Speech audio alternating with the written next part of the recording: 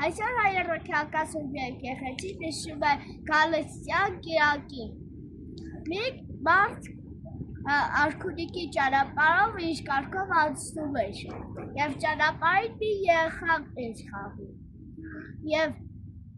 այդ մարդը իր կյանքի գնով փրկեց երեխայի կյանքը։ Իր կառքը շրջեց և ինքը կառքի հետ ընկավ։ Մի քանի տարի անց այդ երեխան մեծացավ և դառավ ավազակ և շատ մեղքեր գործեց։ Նա տարավ դատավորի ատյանի առաջ, և նա նայեց դատավորի երեսին և տեսավ, որ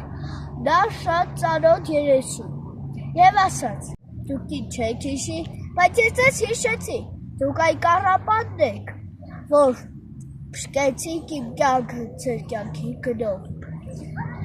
Այսօր էլ փրկեք, որովհետև ինձ մահվանն եք դատապարտել»։ Իմաստուն դատավորն ասաց. «Այդ ժամանակ դու դեռ մանուկ էիր, անմեղ,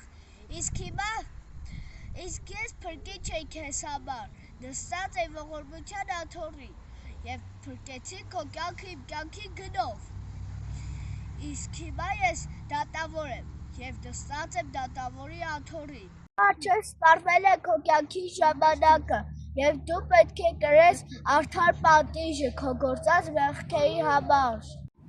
Այլևս չկա ողորմություն, այլևս չկա ժամանակ։ Ժամանակը փոխվել է և դարձել է հավիտենականություն։